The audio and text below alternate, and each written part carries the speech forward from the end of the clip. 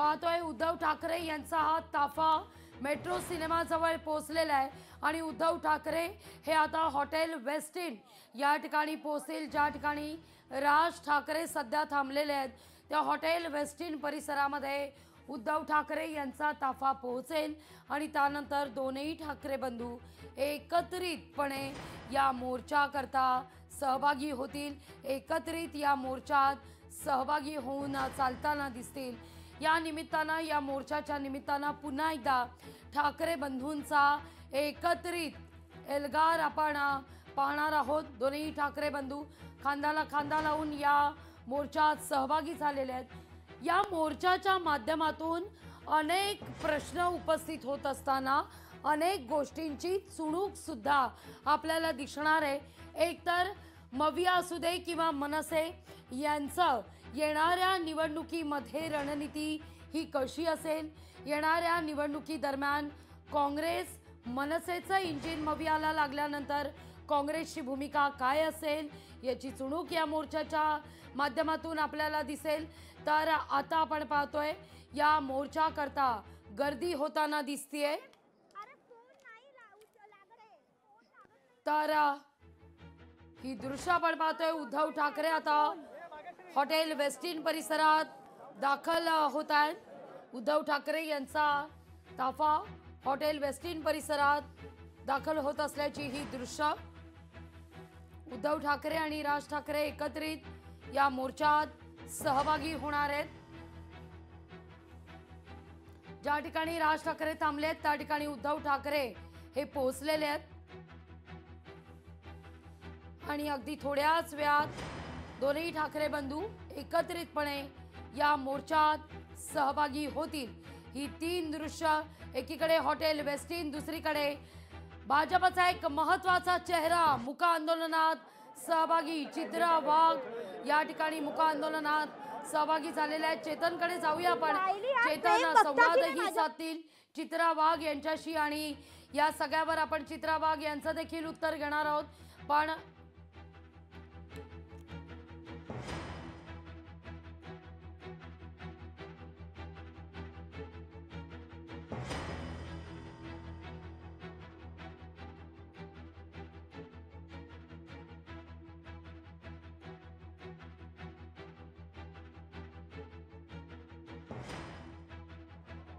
झालं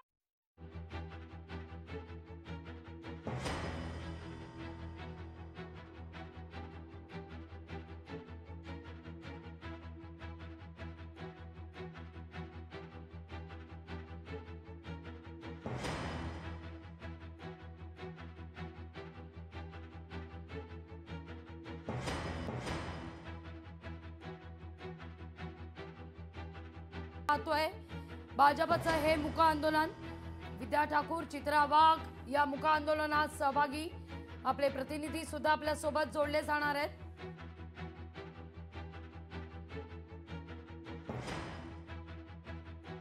ठाकरे यांच्या समवेत आदित्य ठाकरे, राज ठाकरे आणि अमित ठाकरे देखील वेस्टिन हॉटेलमध्ये आता।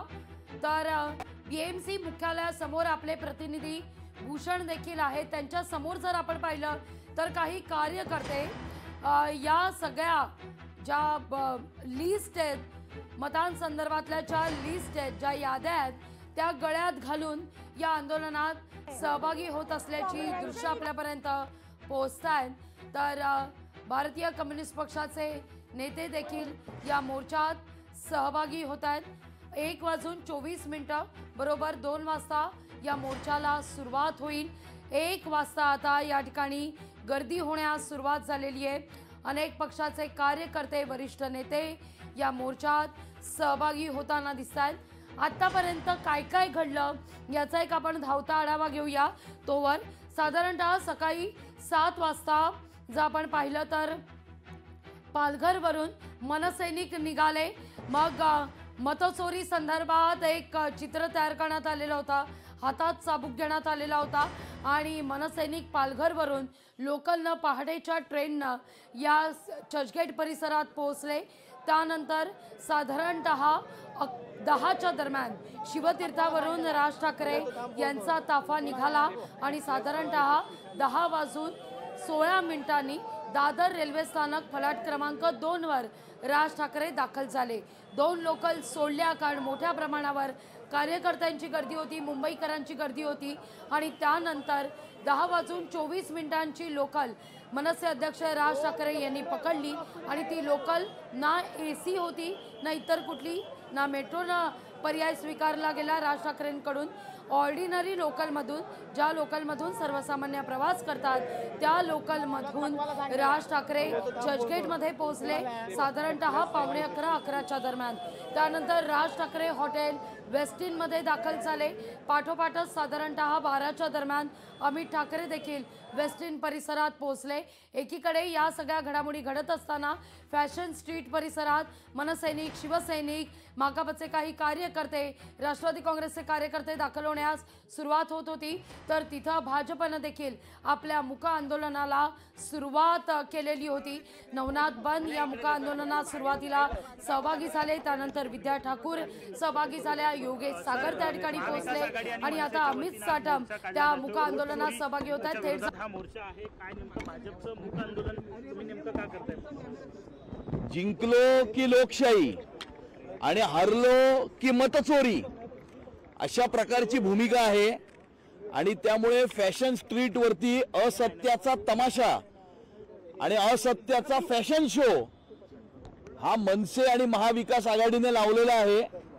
याच्यापेक्षा महाराष्ट्राच्या जनतेने यांना का घरी पाठवलं याची जर कारण मीमांसा केली असती तर त्यांच्याकरता आणि त्यांच्या पक्षाकरता बरं झालं असतं, परंतु तशी कारण मीमांसा करायची नाही आणि रडीचा डाव खेळायचा आणि स्थानिक स्वराज्य संस्थांच्या निवडणुकीमध्ये महाराष्ट्राच्या जनतेने ऑलरेडी निर्णय केलेला आहे, यांना घरी पाठवण्याचा निर्णय केला आहे। त्यामुळे निवडणुकीच्या निकालाच्या नंतरची प्रतिक्रिया काय द्यायची याची पूर्वतयारी हा मोर्चा आहे असं आम्हाला वाटतं।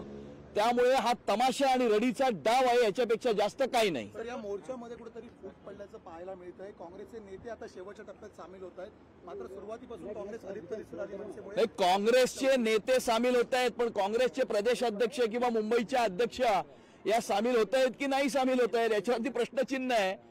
कारण कदाचित त्यांना राज ठाकरेजी बरोबर शेअर करायचं नसेल स्टेज किंवा त्यांच्या बरोबर एका फेम मध्ये यायचं नसेल, कारण बिहारच्या निवडणुकांमध्ये कुठला तरी वेगळ्या प्रकारचा मेसेज जाईल आणि त्यामुळे अशा प्रकारचं कन्फ्युजन हे महाविकास आघाडी आणि मनसे या दोघांमध्ये हे दिसून येत आहे आणि त्याचाच प्रत्यय आजच्या मोर्चामध्ये कोण कोण दिसतात आणि कोण दिसत नाही याच्यामध्ये आपल्याला मिळणार आहे। आंदोलन नेमकं कशासाठी आहे? तुमचं मुक आंदोलन कशासाठी? हा जो असत्याचा तमाशा जो यांनी लावलाय, जो फेक नरेटिव्ह पसरवण्याचा एक केविलवाणा प्रयत्न यांनी जो लावलेला आहे किंवा समाजामध्ये तेढ निर्माण करण्याचं राजकारण हे लोक करतायत आणि हा त्यांचा मोर्चा म्हणजे निवडणूक आयोग किंवा भारतीय जनता पार्टीवरती आक्षेप नसून या महाराष्ट्राच्या मतदात्यांवरती किंवा महाराष्ट्राच्या जनतेवरती घेतलेला आक्षेप आहे।